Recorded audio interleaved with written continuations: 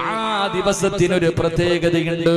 അത് നീ മനസ്സിൽ പറഞ്ഞു പഠിക്കണ്, അത് നീ മനസ്സിൽ പറഞ്ഞു പഠിക്കണ്. പണ്ടുള്ള പ്രായമുള്ള ഉപ്പമാരങ്ങനാണ്, പടച്ചവനെ നാളെ വെള്ളിയാഴ്ചയാണ്, നാളെ വെള്ളിയാഴ്ചയാണ്. അവരെപ്പോഴും ഇങ്ങനെ പറഞ്ഞുകൊണ്ടിരിക്കും, പടച്ചവനെ ഭാര്യ ചോദിക്കുന്ന, മക്കളെ ചോദിക്കുന്നത് നാളെയല്ലേ, അത് നാളെയല്ലേ. എന്റെ പ്രിയപ്പെട്ടവരെ, എന്തുകൊണ്ടാണ് അവരങ്ങനെ പറഞ്ഞതെന്നറിയുമോ? വെള്ളിയാഴ്ച ദിവസത്തിനോട് അവർക്ക് വല്ലാത്ത ഒരു മഹബ്ബത്തായിരുന്നു, വല്ലാത്ത ഒരു സ്നേഹമായിരുന്നു. അതുകൊണ്ട് അല്ലാഹുവിന്റെ പ്രവാചകൻ അവിടെന്ന് പറയുന്ന 10 നന്മകളിൽ ഒന്നാമത്തെ നന്മയെന്താ? വെള്ളിയാഴ്ച ദിവസം സാധാരണ ദിവസമല്ല പെങ്ങള്, അതിന് നീ ഒരു പ്രത്യേകത കൊടുക്കൂ, അതിനൊരു സ്ഥാനം കൊടുക്കൂ. ആ ദിവസങ്ങളിൽ വെച്ച്, സൂര്യൻ ഉദിക്കുന്ന ദിനങ്ങളിൽ വെച്ച് ഏറ്റവും മനോഹരമായ ദിവസം അത് വെള്ളിയാഴ്ചയാണെന്ന് നബി മുഹമ്മദ് മുസ്തഫ സല്ലല്ലാഹു അലൈഹി വസല്ലമ തങ്ങൾ പറയുമ്പോ രണ്ടാമത്തെ കാര്യം എന്താണ്? അന്നബി ഹുറൈറ റളിയല്ലാഹു തആല അൻഹു അന്ന റസൂലുള്ളാഹി സ്വല്ലല്ലാഹു അലൈഹി വസല്ലം ദക്കറ യൗമൽ ജുമുഅ. രണ്ടാമത്തെ കാര്യമായിട്ട് അല്ലാഹുവിന്റെ പ്രവാചകൻ അവിടെന്ന് പറയുകയാ, വെള്ളിയാഴ്ച നീ അധികമായിട്ട് ദുആ ചെയ്യണേ. വെള്ളിയാഴ്ച സാധാരണ ദിവസം പോലെയല്ല, അന്നത്തെ ദിവസം നീ അമിതമായിട്ട് ദുആ ചെയ്യണം. നിന്റെ ജീവിതത്തിലെ പ്രയാസങ്ങളും ദുഃഖങ്ങളും ദുരിതങ്ങളും കടങ്ങളും പ്രതിസന്ധികളും പ്രയാസങ്ങളും പടച്ചവനെ പ്രവാചകൻ അവിടെന്ന് പറയുകയാണ്, വെള്ളിയാഴ്ച ദിവസം നീ സമയം പാഴാക്കരുത്, അധികമായിട്ട് നീ ദുആ ചെയ്യ്. നിന്റെ കടം മാറണ്ട്, നിന്റെ രോഗം മാറണ്ട്, നിനക്ക് കച്ചവടത്തിൽ അഭിവൃദ്ധി വേണ്ട, നിനക്ക് സമാധാനമുള്ള ജീവിതം വേണ്ട. പഠിച്ചവനെ, നിനക്കെന്താണ് വേണ്ടത്? നിനക്കെന്താണ് വേണ്ടത്? വെള്ളിയാഴ്ച ദിവസം നീ പ്രത്യേകമായിട്ട് ദുആ ചെയ്യണേ എന്ന് ആദരവായ പ്രവാചകൻ നബി മുഹമ്മദ് മുസ്തഫ സല്ലല്ലാഹു അലൈഹി വസല്ലമ തങ്ങൾ പറയുകയാ, അല്ലാഹുവിന്റെ റസൂൽ പറയുന്നു, ഫീഹി സഅത്തുൻ ലാ യുവാഫിഖുഹാ അബ്ദുൻ മുസ്ലിമുൻ. അല്ലാഹുവിന്റെ പ്രവാചകൻ സല്ലല്ലാഹു അലൈഹി വസല്ലമ തങ്ങൾ എന്തുകൊണ്ടാണ് വെള്ളിയാഴ്ച ദിവസം നിങ്ങൾ അമിതമായി പ്രാർത്ഥിക്കാൻ പറയുന്നത്, ദുആ ചെയ്യാൻ പറയുന്നത്? സ്വഹാബാ, വെള്ളിയാഴ്ച ദിവസത്തിൽ ഒരു സമയമുണ്ട് സ്വഹാബാ. പെങ്ങളെ, വെള്ളിയാഴ്ച ദിവസത്തിൽ ഒരു സമയമുണ്ട് മോള്. ഒരു മുസ്ലിം അല്ലാഹുവിനോട് എന്ത് ചോദിച്ചാലും ആ സമയത്ത് അല്ലാഹു കൊടുക്കുമെന്ന് നബി മുഹമ്മദ് മുസ്തഫ സല്ലല്ലാഹു അലൈഹി വസല്ലമ തങ്ങൾ പറയുകയാ, വെള്ളിയാഴ്ച ദിവസമുണ്ടല്ലോ, അത് ദിവസങ്ങളുടെ നേതാവാണെന്ന് നബി മുഹമ്മദ് മുസ്തഫ സല്ലല്ലാഹു അലൈഹി വസല്ലമ തങ്ങൾ പറയുന്ന ദിവസങ്ങളുടെ നേതാവാണ് വെള്ളിയാഴ്ച ദിവസം. അല്ലാഹുവിന്റെ പ്രവാചകൻ സല്ലല്ലാഹു അലൈഹി വസല്ലമ തങ്ങൾ പറയുന്നു, നിശ്ചയമായും നിങ്ങളുടെ ദിനങ്ങളിൽ വെച്ച് ഏറ്റവും മഹത്വമുള്ള ദിനമേതാ? എന്റെ പ്രിയപ്പെട്ട, ഒരാഴ്ചയിലെ ദിവസങ്ങൾ നിങ്ങൾ എണ്ണി നോക്ക്. അല്ലാഹുവിന്റെ പ്രവാചകൻ അവിടെന്ന് പറയുന്നു, ഖാലൻ നബി സല്ലല്ലാഹു അലൈഹി വസല്ലം, ഇന്ന മിൻ ഫളലിൽ അയ്യാമികും യൗമൽ ജുമുഅ. എല്ലാ ദിവസങ്ങളിൽ വെച്ച് ഏറ്റവും ശ്രേഷ്ഠമായ ദിവസമുണ്ടല്ലോ. അല്ലാഹുവിന്റെ പ്രവാചകൻ സല്ലല്ലാഹു അലൈഹി വസല്ലം തങ്ങൾ പറയുകയാണ്, സൂര്യൻ ഉദിക്കുന്ന ദിവസങ്ങളിൽ വെച്ച് ഏറ്റവും ശ്രേഷ്ഠമായ ദിവസം ജുമുഅ ദിവസമാണെന്ന് നബി മുഹമ്മദ് മുസ്തഫ സല്ലല്ലാഹു അലൈഹി വസല്ലമ തങ്ങൾ പറയുന്ന, സൂര്യൻ ഉദിക്കുന്ന ദിവസങ്ങളിൽ വെച്ച്, ഈ പ്രപഞ്ചത്തിലെ ദിവസങ്ങളിൽ വെച്ച് ഏറ്റവും ശ്രേഷ്ഠമായ ദിവസമുണ്ടല്ലോ, അത് വെള്ളിയാഴ്ച ദിവസമാണെന്ന് നബി മുഹമ്മദ് മുസ്തഫ സല്ലല്ലാഹു അലൈഹി വസല്ലമ തങ്ങൾ അവിടെ നിന്ന് പറയുകയാണ്. അന്നാണ് ആദ്യ പിതാവായ അബുൽ ബശർ ആദം നബി അലൈഹിസ്സലാം, ലോകത്തിലെ ആദ്യ മനുഷ്യനായ ആദം നബി അലൈഹിസ്സലാമിനെ അല്ലാഹു സൃഷ്ടിച്ചത് വെള്ളിയാഴ്ച ദിവസമാണ്. റസൂലുള്ളാഹി തങ്ങൾ പറയുകയാണ്, വെള്ളിയാഴ്ച ദിവസമാണ് അല്ലാഹു ആദം നബിയെ സൃഷ്ടിച്ചത്. ആദം നബി അലൈഹിസ്സലാമിനെ അല്ലാഹു സുബ്ഹാനഹു വ തആല സ്വർഗ്ഗത്തിലേക്ക് കടത്തിവിട്ടതും വെള്ളിയാഴ്ച ദിവസമാണ്. എന്റെ പ്രിയപ്പെട്ടവരെ, ആദം നബി അലൈഹിസ്സലാമിന് ആ അല്ലാഹുവിന്റെ അനുഗ്രഹങ്ങൾ കൊണ്ട് നിറച്ച സ്വർഗ്ഗമുണ്ടല്ലോ, ആ സ്വർഗ്ഗത്തിൽ നിന്ന് അല്ലാഹു പുറത്താക്കിയതും വെള്ളിയാഴ്ച ദിവസമാണ്.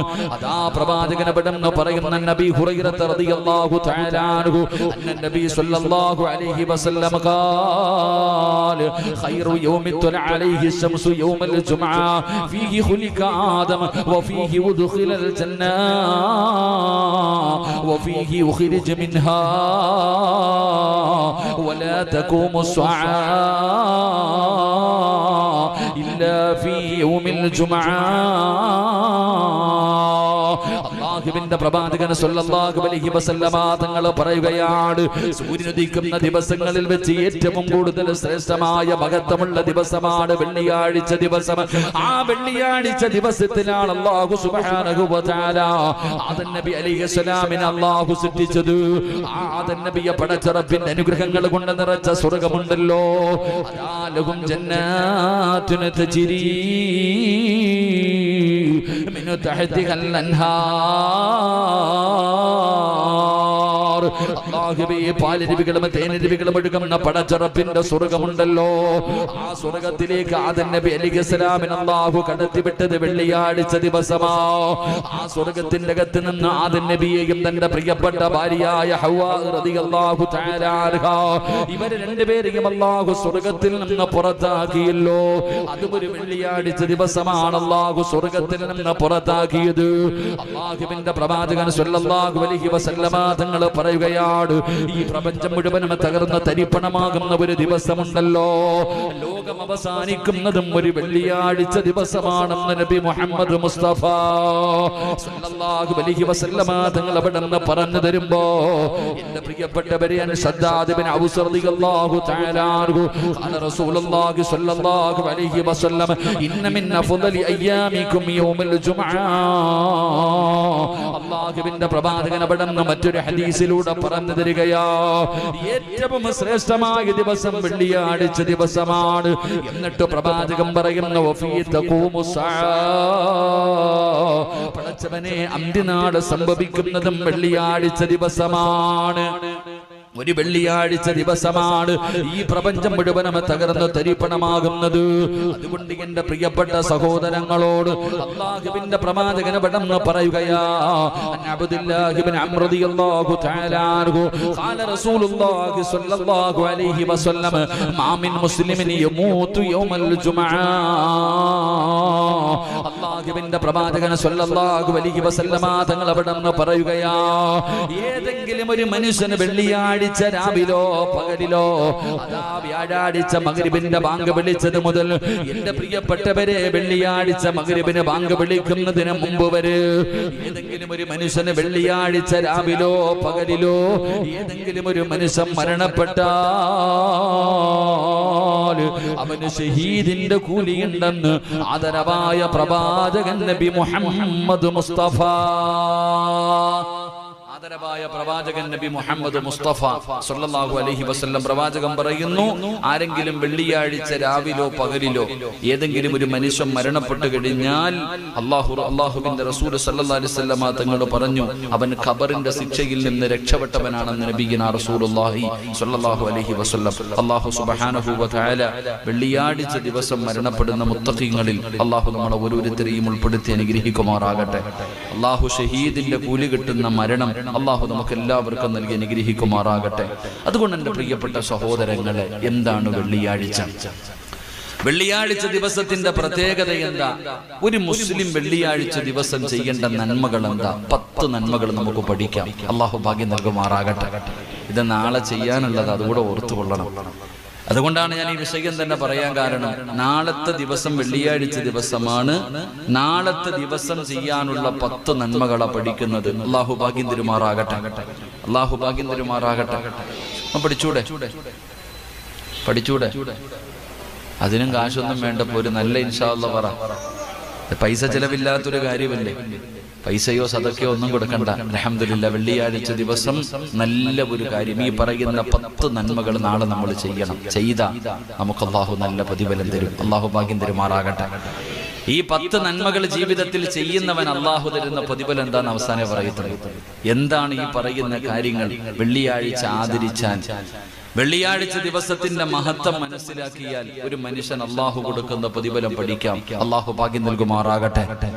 എന്റെ പ്രിയമുള്ള സഹോദരങ്ങളെ, മഹാനായ നബി മുഹമ്മദ് മുസ്തഫ മഹാനായ നബി മുഹമ്മദ് മുസ്തഫ സല്ലല്ലാഹു അലൈഹി വസല്ലമ തങ്ങൾ അവിടെ നിന്ന് പറഞ്ഞു തരികയാണ്, ഒന്നാമതായി ചെയ്യേണ്ട കാര്യമെന്താ?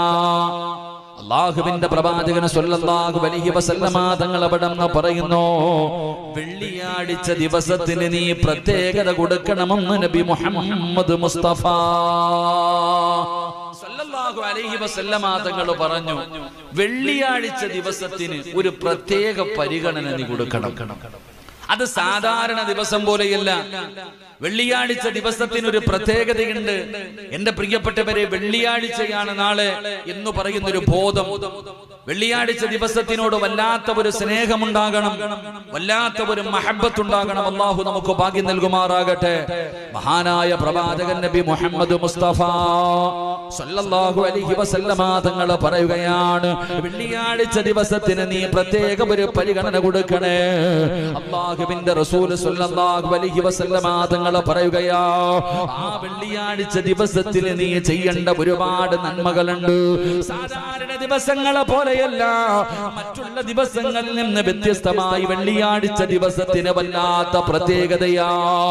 ആ ദിവസത്തിൽ പ്രത്യേകമായി ചെയ്യേണ്ട ചില സൽക്കർമ്മമുണ്ട്, പ്രത്യേകമായിട്ടുള്ള ചില നിസ്കാരങ്ങളുണ്ട്. അല്ലാഹുവിന്റെ പ്രവാചകൻ സല്ലല്ലാഹു അലൈഹി വസല്ലമ തങ്ങൾ പഠിപ്പിക്കുകയാണ്, 10 കാര്യങ്ങളിൽ ഒന്നാമത്തെ കാര്യം എന്തെന്നറിയുമോ? സാധാരണ ദിവസത്തെ പോലെ നീ വെള്ളിയാഴ്ചയെ കാണരുത്. ആ ദിവസത്തിന് നീ പ്രത്യേകമായിട്ടൊരു പരിഗണന കൊടുക്കൂ. ആ ദിവസത്തിനൊരു പ്രത്യേകതയുണ്ടെന്ന് നീ മനസ്സുകൊണ്ട് മനസ്സിലാക്കൂ. എന്നിട്ട് പ്രവാചകൻ സല്ലല്ലാഹു അലൈഹി വസല്ലമ തങ്ങൾ പറയുകയാ, എന്റെ പ്രിയപ്പെട്ടവരെ, വെള്ളിയാഴ്ച പള്ളിയിലേക്ക് കടന്നു ചെല്ലുമ്പോൾ പള്ളിയിലെ ഖതീബ് പറയുമല്ലോ, അതാ വാളെടുത്ത് കൊടുക്കുന്ന സമയത്ത് മുഅദ്ദിൻ അവിടെന്ന് പറയുകയാണ്, അൽ ജുമുഅത്തു ഹജ്ജുൽ ഫുഖറാഇ വൽ മസാകീൻ വഈദുൽ മുഅ്മിനീൻ. എന്താണ് പറയുന്നതിന്റെ അർത്ഥമെന്ന് നീ ഒന്ന് ചിന്തിച്ചു നോക്കൂ. സാധാരണ ദിവസത്തെ പോലെയല്ല എന്റെ പ്രിയപ്പെട്ടവരെ, പാവപ്പെട്ടവന്റെ ഹജ്ജാണല്ലോ. പാവപ്പെട്ടവന്റെ ഹജ്ജിന്റെ ദിവസമാണ് വെള്ളിയാഴ്ച ദിവസം. പടച്ചറബിന്റെ പരിശുദ്ധമായ കഅബാലയത്തിലേക്ക് പോയി കഥാ ഹജ്ജ് ചെയ്യാൻ പോകാൻ, ഉംറ ചെയ്യാൻ പോകാൻ കഴിയാത്തവരുണ്ടല്ലോ, പാവപ്പെട്ടവരുണ്ടല്ലോ, ഫക്കീറുകളുണ്ടല്ലോ, മിസ്കീനുകളുണ്ടല്ലോ.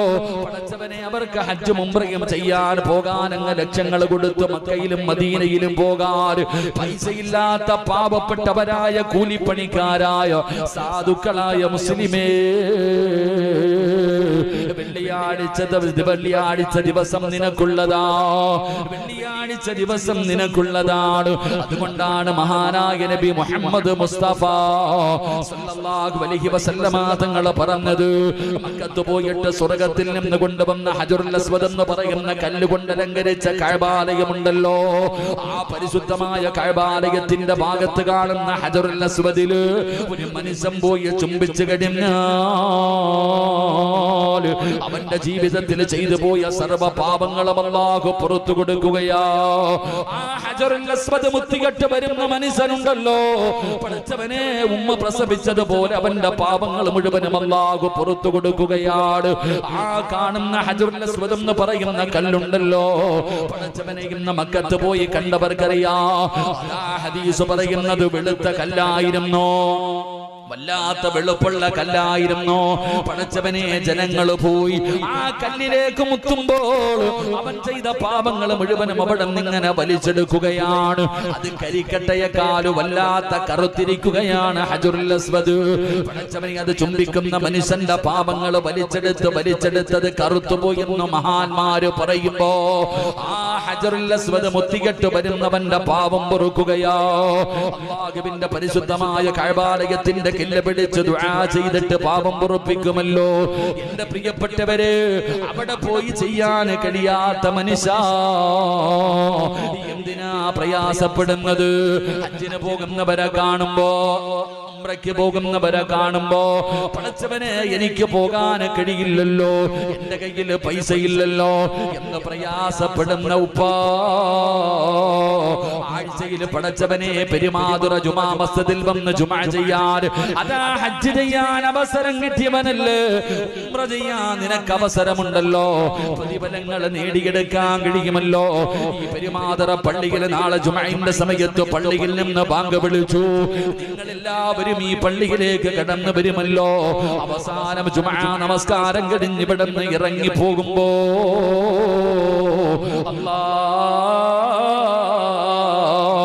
പള്ളിയുടെ കവാടത്തിൽ നിൽക്കുന്ന മലക്കുകളുണ്ടല്ലോ, പള്ളിയുടെ മാതരിൽ നാളെ ജുമഅന്റെ സമയമാകുമ്പോ മലക്കുകൾ വന്ന് നിൽക്കുകയാ. അതാ പടച്ചവനെ 1:30 നമസ്കാരം കഴിഞ്ഞ് ഇറങ്ങി പോകുമ്പോ പള്ളിയുടെ കവാടത്തിൽ നിൽക്കുന്ന മലക്ക് പറയുകയാ, അൽഹംദുലില്ലാഹ്, നീ സ്വർഗത്തിന്റെ അവകാശിയാ, നീ സ്വർഗത്തിന്റെ അവകാശിയാ, നിന്റെ പേര് സ്വർഗത്തിന്റെ മുന്നില് മലക്കുകൾ എഴുതി വെച്ചിട്ടുണ്ട്. നീ സ്വർഗത്തിന്റെ അവകാശിയാണ്. ഈ പോകുന്ന വഴിയിൽ നീ മരിച്ചാ പടച്ചവനെ നീ സ്വർഗത്തിലാണ്. പള്ളിയിൽ നിന്ന് നമസ്കരിച്ചിട്ട് ഇറങ്ങി പോകുന്ന നിങ്ങളുടെ ചിലരുടെ കൈപിടിച്ചിട്ട് അല്ലാഹുവിന്റെ മലക്കുകൾ പറഞ്ഞു വിടുകയാ, നീ സ്വർഗത്തിലാണെന്ന സന്തോഷ വാർത്ത നിനക്ക് പറഞ്ഞു തരികയാ. പക്ഷേ മറ്റു ചിലര് പള്ളിയിൽ നിന്നിറങ്ങി പോകുമ്പോ മലക്ക് പറയുന്നു, എടാ നശിച്ചവനെ, എടാ നഷ്ടവാളി, സർവ്വതും നീ തകർത്ത് കളഞ്ഞല്ലോടാ, അല്ലാഹുവിന്റെ സ്വർഗം നീ വലിച്ചെറിഞ്ഞല്ലോ, ആ സ്വർഗത്തിലേക്ക് കടന്നു പോകാൻ അവസരം കിട്ടിയിട്ട് പാഴാക്കിയല്ലോ. നരകത്തിന്റെ മുന്നിൽ നിന്റെ പേരെഴുതി വെച്ചിട്ടുണ്ട്, നരകത്തിന്റെ മുന്നിൽ നിന്റെ പേരെഴുതി വെച്ചിട്ടുണ്ട്. അല്ലാഹുവേ, നീ എങ്ങാണ് തൗബ ചെയ്യാതെ മരണപ്പെട്ടു പോയാൽ, നീ എങ്ങാണ് തൗബ ചെയ്യാതെ മരണപ്പെട്ടു പോയാ നീ നരകത്തിന്റെ അവകാശിയാണ്. നാളെ ഈ പള്ളിയിൽ നിന്ന് ജുമാ കഴിഞ്ഞ് ഇറങ്ങി പോകുന്നവരോട് മലക്കുകൾ പറയുമെന്ന് നബി മുഹമ്മദ് മുസ്തഫ, നബി മുഹമ്മദ് മുസ്തഫ സല്ലല്ലാഹു അലൈഹി വസല്ലം നാളെ ജുമാ കഴിഞ്ഞ് ഇറങ്ങി പോകുമ്പോ മലക്കുകൾ പറഞ്ഞു കൊടുക്കും. ഖതീബ് ഉസ്താദിനോട് പറയും, നിങ്ങൾ കമ്മിറ്റിക്കാരോട് പറയും, നിങ്ങൾ ഓരോരുത്തരോടും പറയും, നീ സ്വർഗത്തിന്റെ അവകാശിയ, സന്തോഷ വാർത്ത അറിയിക്കും. കെട്ടിപ്പിടിച്ച് മുസാഫഹത്ത് ചെയ്ത് നീ സ്വർഗത്തിന്റെ അവകാശി, പൊക്കോട ചങ്ങാതി ധൈര്യമായിട്ട് എന്ന് പറഞ്ഞങ്ങ് വിടും.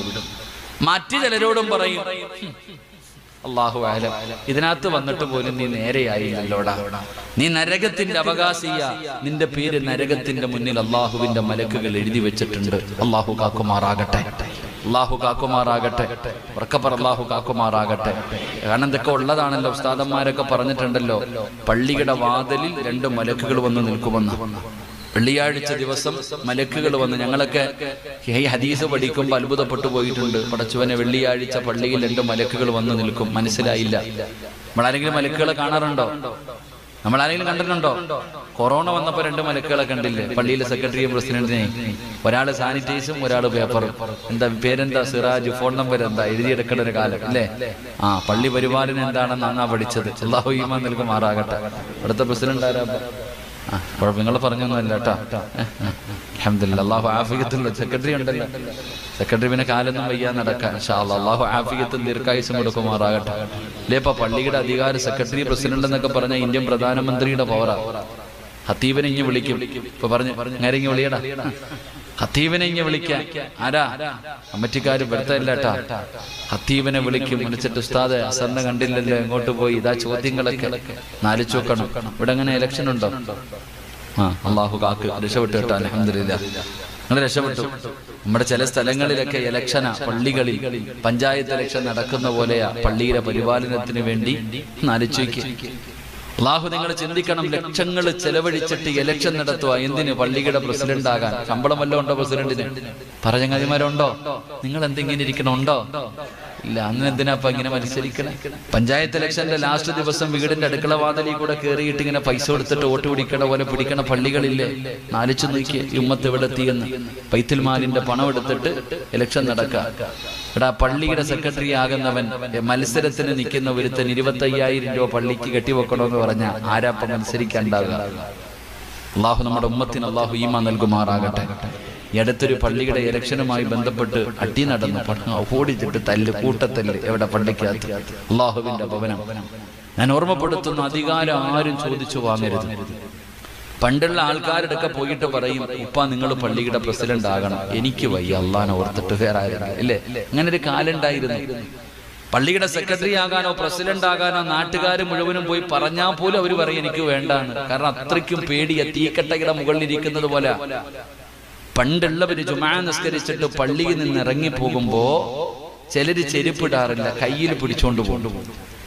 മറ്റു ചിലരിങ്ങനെ പോകുമ്പോ ചെരുപ്പ് ഇങ്ങനെ കാലി ഇട്ടുകൊണ്ട് പോയിട്ട് ആ ഗേറ്റിന്റെ അവിടെ ചെന്നിട്ട് കാലി കിടക്കണ ചെരുപ്പ് ഇങ്ങനെ ഭിത്തിയിലിട്ട് തട്ടുന്നത് കാണാം. ഇതിനെന്നറിയോ? ആ ചെരുപ്പിന്റെ അടിയിൽ പള്ളിയിലെ മണ്ണ് പറ്റിയിട്ടുണ്ട്, അതുകൊണ്ട് പുറത്തിട്ട് അള്ളാനോട് കണക്ക് പറയണമല്ലോ എന്ന് പേടിച്ചിട്ട്.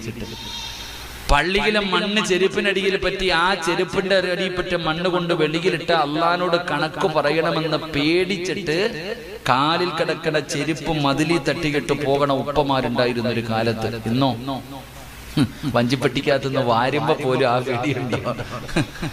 ആ പേടി ആദ്യം മാത്രമേ പേടിയുള്ളൂ. ഇവിടെ ചിന്തിക്കേണ്ടത് പ്രസിഡന്റും സെക്രട്ടറിയും മനസ്സിലാക്കണം. മഹാനായ സയ്യിദന ഉമർ ഇബ്നുൽ ഖത്താബ് റളിയല്ലാഹു തആല ഖലീഫയായിരിക്കുക. പള്ളി കമ്മിറ്റിക്കാരൊക്കെ പഠിക്കേണ്ട ഒരു വിഷയം, ഉമർ തങ്ങൾ ഖലീഫയായിരിക്കുമ്പോ ഓഫീസിൽ ഇങ്ങനെ ഇരിക്കുക. അപ്പോഴാണ് ഒരു കുടുംബക്കാരൻ കാണാൻ വന്നു. ഉമർ തങ്ങള് ആ കത്തിച്ചു വെച്ചിരുന്ന വിളക്കം അണച്ചു കളഞ്ഞു. കമ്മിറ്റി ഓഫീസിനകത്ത് ഇരിക്കുമ്പോ കത്തിച്ചു വെച്ചിരുന്ന വിളക്കം അണച്ചു. അപ്പൊ ആ റൂമിനകത്ത് വല്ലാത്ത ഇരുട്ട് വന്നപ്പോ ഈ മനുഷ്യൻ ചോദിച്ചു, എന്തിനാ വിളക്കണച്ച്? ഉമർ തങ്ങൾ പറഞ്ഞ മറുപടി എന്തെന്നറിയോ? ഇത് ബൈത്തുൽ മാലിന്റെ എണ്ണയായിരിക്കുന്നത്. നമ്മൾ കുടുംബക്കാര്യം പറയുന്ന സമയത്ത് ഇത് കത്തിച്ചു വെച്ചാൽ അള്ളാനോട് കണക്ക് പറയണം. അതാണ് സൂക്ഷ്മത. ഉമർ റളിയല്ലാഹു തആല അൻഹുവിന്റെ മകൻ ഒരു ദിവസം വാപ്പ നോക്കുമ്പോ മോൻ വീട്ടിലോട്ട് കയറി വരുന്നു. ഉപ്പ നോക്കിയപ്പോ തലയിൽ എണ്ണ തേച്ചിരിക്കുന്നു. ഉമർ തങ്ങൾ ചോദിച്ചത് എവിടുന്നാണ്? ഈ വീട്ടിൽ എണ്ണയില്ലല്ലോ, നീ പിന്നെ എങ്ങനെയാ തലയിൽ എണ്ണ തേച്ചത്? ആ സമയത്ത് ഉമർ ഇബ്നുൽ ഖത്താബ് റളിയല്ലാഹു തആല അൻഹുവിന്റെ മകൻ പറഞ്ഞു, വാപ്പ സൈത്തെണ്ണ കൊടുത്തുകൊണ്ടിരിക്കുക, മണ്ണെണ്ണ കൊടുക്കൂല്ലേ റേഷൻ കടയിൽ, സൈത്തെണ്ണ ഞാനിങ്ങനെ കൊടുത്തുകൊണ്ടിരിക്കുമ്പോ ഒരല്പ എണ്ണ ബാക്കി വന്നു, കയ്യിലൊക്കെ പറ്റിയത് അങ്ങ് തലയിൽ തേച്ചാണ്. എണ്ണ കൊടുത്തുകൊണ്ടിരിക്കുമ്പോ ഇത്തിരി കയ്യിലായില്ലേ, ആ എണ്ണ ഞാൻ എന്റെ തലയിൽ തേച്ചതാ. ഉമർ റളിയല്ലാഹു തആല അൻഹു പറഞ്ഞു, ബൈത്തുൽ മാലിന്റെ എണ്ണ നീ തേച്ചോ? പടച്ചോനെ, ഈ ഇന്നത്തെ എണ്ണ കൊണ്ട് പാപം കൊടുക്കാൻ, ആ പാവം തീരട്ടെ. അങ്ങനെയാണെങ്കിൽ പിന്നെ ഇന്നത്തെ മനുഷ്യന്റെ അവസ്ഥ പറയണോ? അള്ളാഹു കാക്കുമാറാകട്ടെ, ഉറക്കപ്പറന്ത കാക്കുമാറാകട്ടെ.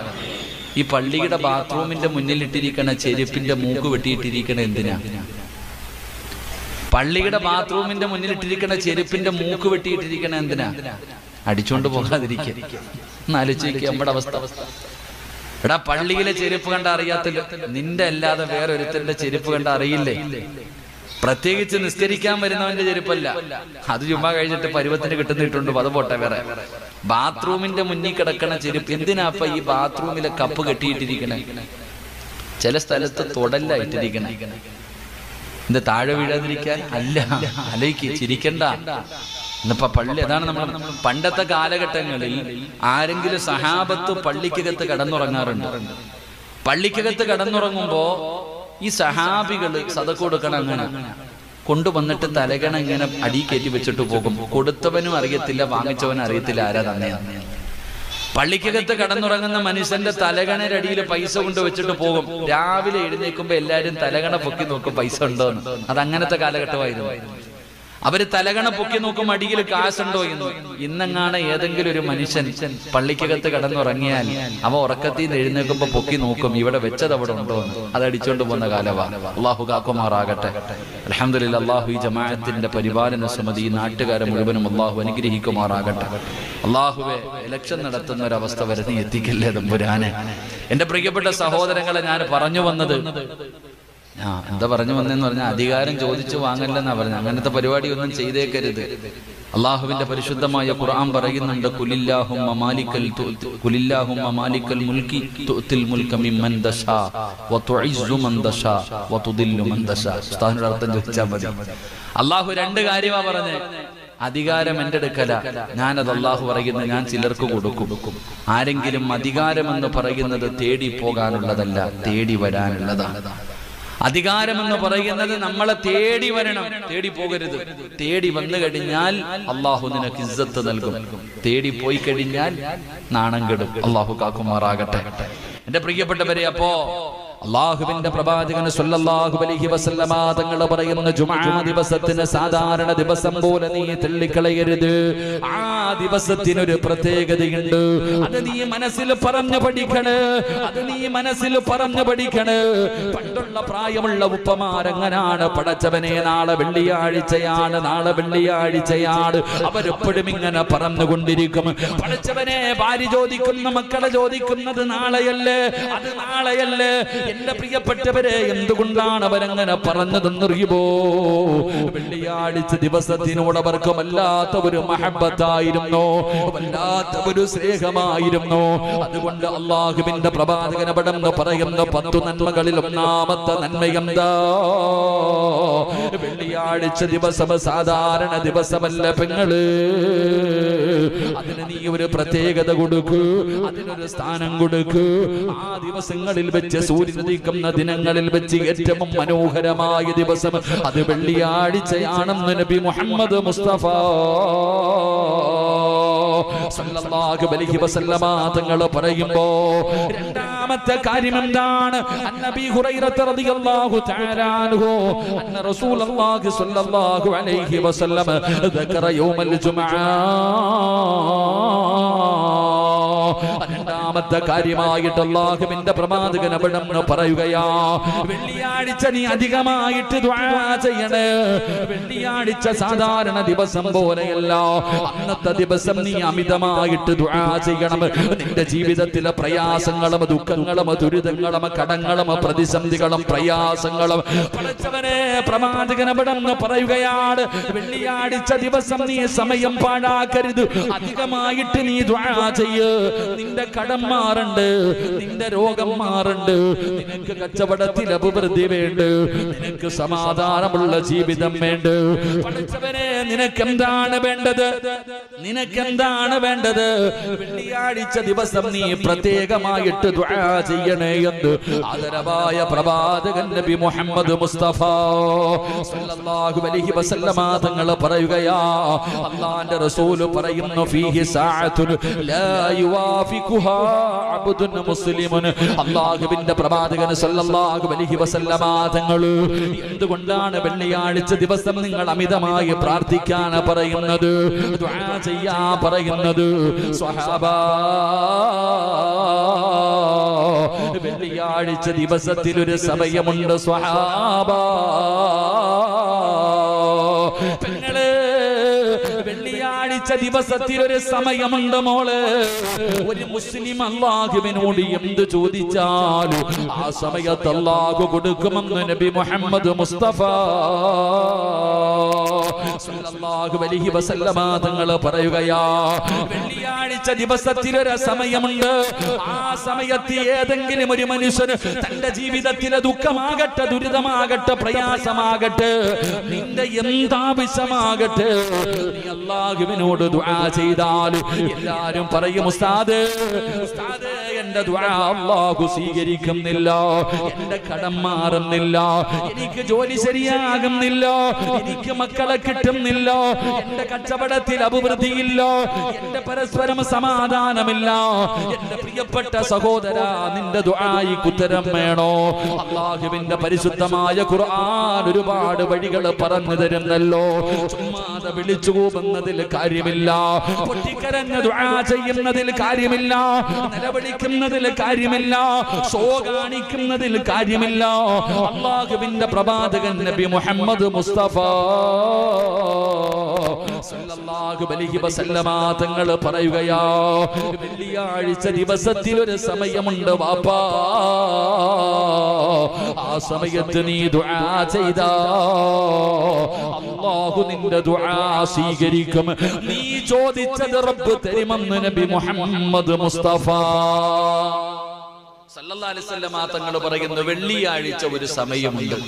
ആരല്ലാഹുവിനോട്, ഈ ലോകത്തുള്ള ഏത് മുസ്ലിം അല്ലാഹുവിനോട് ചോദിക്കുന്നുണ്ടോ അവൻ ചോദിച്ചത് അല്ലാഹു കൊടുക്കുമെന്ന് നബി മുഹമ്മദ് മുസ്തഫ ഉറക്കെ പറഞ്ഞ നബി മുഹമ്മദ് മുസ്തഫ സല്ലല്ലാഹു അലൈഹി വസല്ലമ തങ്ങൾ പറയുന്നു, അതുകൊണ്ട് ദുആ ചെയ്യ്. നമുക്ക് ദുആ ചെയ്യാൻ മടിയ, ആരാപ്പ ദുആ ചെയ്യാ? ഇന്നത്തെ ദിവസം ദുആ ചെയ്ത് ആരുണ്ടപ്പ? ഒന്ന് കൈവക്കേ. ഇന്നത്തെ ദിവസം പള്ളിയിലെ ഖത്തീബിന്റെ പുറകിലിരുന്ന് വേണ്ട, ഞാനെന്തിനാ വെറുതെ നാണം കിടന്ന് ശശിയാവാൻ വയ്യ, അള്ളാഹു കാക്കുമാറാകട്ടെ. ഇന്നത്തെ ദിവസം ദുആ ചെയ്തിട്ട് ഉസ്താദ് നിസ്കാരത്തിന് ശേഷം അങ്ങനല്ലാതെ ദുആ ചെയ്ത ആരെങ്കിലും ഉണ്ട്? ഇന്ന് വെള്ളിയാഴ്ച രാവിലെ ഒന്ന് ആലോചിക്കുക. എന്ത് നിങ്ങൾക്ക് അല്ലാഹുവോട് ഒന്നും ചോദിക്കാനില്ലേ?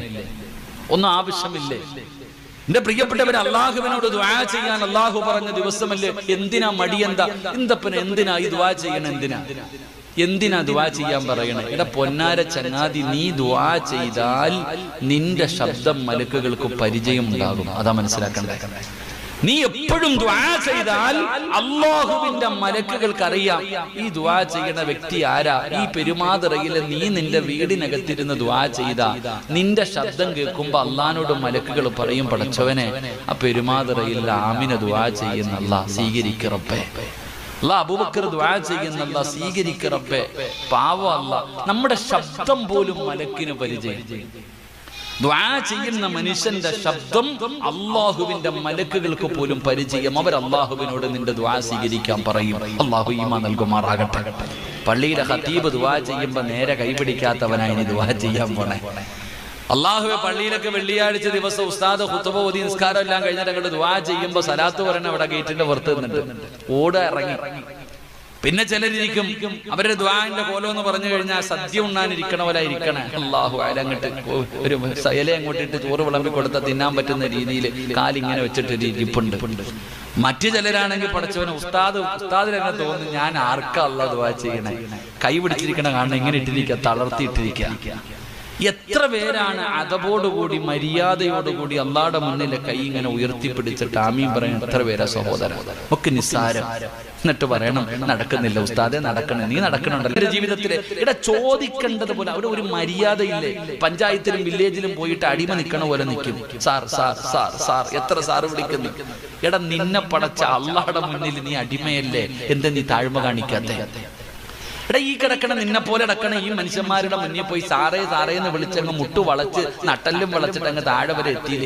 എന്തൊരു തവാലോ എന്നറിയോ? അള്ളാഹുടെ മുന്നിൽ ദുആ ചെയ്യുമ്പോ വിനയത്തോടുകൂടി ഒരു മര്യാദയോടുകൂടി എന്തുകൊണ്ട് ചോദിക്കുന്നില്ല? എടാ, നിലവിളിക്കണമെന്നൊന്നും പറയണില്ലല്ലോ. വഇദാ സഅലക ഇബാദി അന്നീ ഫഇന്നീ ഖരീബ് ഉജീബു ദഅവത ദാഇ ഇദാ ദഅാനി ഫലസ്തജീബു ലി. ഖുർആൻ പറഞ്ഞതല്ലേ? അള്ളാഹുവിന്റെ വിശുദ്ധമായ ഖുർആൻ. പെങ്ങന്മാരുടെ പരാതി, ഉസ്താദേ ഞാൻ എത്ര ദുആ ചെയ്തിട്ട് എന്റെ കടം മാറണില്ല. ആമിനെ, നീ ഏത് വെള്ളിയാഴ്ച ദുആ ചെയ്യണേ? എടാ, ദുആ ചെയ്താൽ സ്വീകരിക്കുന്ന ഒരു സമയമുണ്ട്. ആ സമയം എപ്പോഴാ? നീ അടുക്കളയിൽ നിന്ന് ചോറ് വെച്ചുകൊണ്ടിരിക്കുന്ന സമയത്ത്. ആ ദുആ ചെയ്താൽ സ്വീകരിക്കുന്ന സമയം. എന്റെ പ്രിയമുള്ള സഹോദരങ്ങളോട് സഹോദരിമാരോട്, പെങ്ങളെ, ജീവിതത്തിലെ പ്രയാസങ്ങൾ മാറണമെങ്കിൽ പണ്ടുള്ള ഉമ്മമാരെങ്ങനെയെന്നറിയുവോ? പടച്ചവനെ, 9 മണി കഴിഞ്ഞാൽ നേരത്തെ ഒരു 10 മണിയായാൽ അവരൊക്കെ കുളിച്ച് റെഡിയാകുമല്ലോ. എന്നിട്ട് റബ്ബേ, വെള്ളിയാഴ്ച ദിവസം തസ്ബീഹ് നിസ്കരിക്കുന്ന ഉമ്മമാരുണ്ടല്ലോ. പടച്ചവനെ, നേരത്തെ ആണുങ്ങൾ പള്ളിയിലേക്ക് പോയി കഴിഞ്ഞാൽ പടച്ചവനെ തസ്ബീഹ് നിസ്കരിക്കുന്ന പെണ്ണുങ്ങളുണ്ടല്ലോ, നിസ്കരിക്കുന്ന പെണ്ണുങ്ങളുണ്ടല്ലോ. നമസ്കരിച്ചാ കിട്ടുന്ന പ്രതിഫലം എന്താ? അല്ലാഹുവേ, ഉംറയ്ക്ക് പോകാൻ ആഗ്രഹിക്കുന്നവരുണ്ടല്ലോ. വർഷങ്ങളായി പോകാൻ പറ്റുന്നില്ലല്ലോ. നാളെ നിനക്ക് ഉംറ ചെയ്ത പ്രതിഫലം വേണോ? നാളെ നിനക്ക് ഉംറ ചെയ്ത പ്രതിഫലം വേണോ? അല്ലാഹുവിന്റെ പ്രവാചകൻ നബി മുഹമ്മദ് മുസ്തഫ സ്വല്ലല്ലാഹു അലൈഹി വസല്ലമ തങ്ങൾ പറയുകയാ, 6 കാര്യങ്ങൾ ചെയ്താൽ ഉംറ ചെയ്ത പ്രതിഫലമുണ്ട്. 6 നന്മകൾ ചെയ്താൽ ഉംറ ചെയ്ത പ്രതിഫലമുണ്ട്. അതിലെ ഒന്നാമത്തെ കാര്യം എന്തെന്നറിയുമോ? ദുആ നിസ്കരിക്കും ഉമ്മ. നിസ്കരിക്ക് പെങ്ങള്, നിനക്ക് ഉംറയുടെ പ്രതിഫലമുണ്ടെന്ന് നബി മുഹമ്മദ് മുസ്തഫ സ്വല്ലല്ലാഹു അലൈഹി വസല്ലമ തങ്ങൾ പറഞ്ഞു തരികയാ. വെള്ളിയാഴ്ച ഉംറ ചെയ്യാൻ, എല്ലാ ദിവസത്തിലും ഉംറയുടെ പ്രതിഫലം നേടാൻ, ഉംറ ചെയ്ത പ്രതിഫലം കിട്ടാനുള്ള വഴി മുത്തി നബി പറഞ്ഞു തന്നിട്ടുണ്ടല്ലോ. എന്തുകൊണ്ട് ചെയ്യുന്നില്ല? എന്തുകൊണ്ടാ പ്രതിഫലം നേടുന്നില്ല? അല്ലാഹുവേ, ജീവിതത്തിലെ പ്രയാസങ്ങളെ കുറിച്ച് പറയുന്നവര്, ഉസ്താദേ പ്രയാസമാണ്, സമാധാനമില്ല, എന്റെ ദുആ അല്ലാഹു സ്വീകരിക്കുന്നില്ലോ. പെങ്ങളെ, നിനക്ക് നാദാ 4 റക്അത്ത് തസ്ബീഹ് നിസ്കരിക്കാൻ കഴിയുമോ? അതാ പടച്ചവനെ, ഒരു റക്അത്തിൽ 75 പ്രാവശ്യം, 2 റക്അത്തിൽ 150 പ്രാവശ്യം, 4 റക്അത്തിൽ 300 പ്രാവശ്യം. അല്ലാഹുവേ സുബ്ഹാനല്ലാഹി വൽഹംദുലില്ലാഹി വലാ ഇലാഹ ഇല്ലല്ലാഹു വല്ലാഹു അക്ബർ എന്ന് പറയുന്നത് 27-ാം രാവിന്റെ രാത്രിയിൽ മാത്രം നിസ്കരിക്കാറുള്ള നിസ്കാരമല്ല.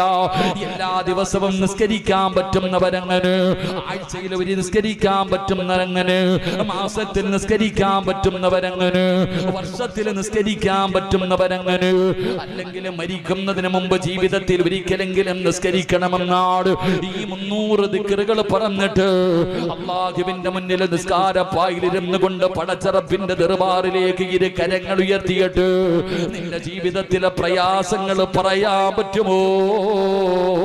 നിന്റെ ആവശ്യങ്ങൾ അല്ലാഹുവിനോട് പറയാൻ പറ്റുമോ? എങ്ങനെയാ പെങ്ങളെ പടച്ചവനെ തട്ടിക്കളയുന്നത്? എങ്ങനെയാ റബ്ബിന്റെ മുന്നിൽ 300 ദിക്റുകൾ പറഞ്ഞിട്ട് അല്ലാഹുവിന്റെ മുന്നിൽ 4 റക്അത്ത് നിസ്കരിച്ചിട്ട് നിസ്കാരപ്പായിലിരുന്നു കൊണ്ട് വെള്ളിയാഴ്ച ദിവസം കരഞ്ഞുകൊണ്ട് അല്ലാഹുവോട് പറയുകയാ, കടമാണ് റബ്ബേ, കച്ചവടം നഷ്ടത്തിലാണ് റബ്ബേ, മരുന്നുകളില്ലാതെ രോഗം മാറ്റാ കഴിവുള്ള അല്ലാഹ്, എന്റെ പ്രയാസം മാറ്റണേ, എന്റെ രോഗം മാറ്റണേ, എനിക്ക് വീട് തരണേ, എനിക്ക് മക്കളെ തരണേ, എനിക്ക് കച്ചവടം തരണേ, എനിക്കൊരു വഴി തുറന്നു തരണേ. അല്ലാഹുവിനോട് ദുആ ചെയ്താ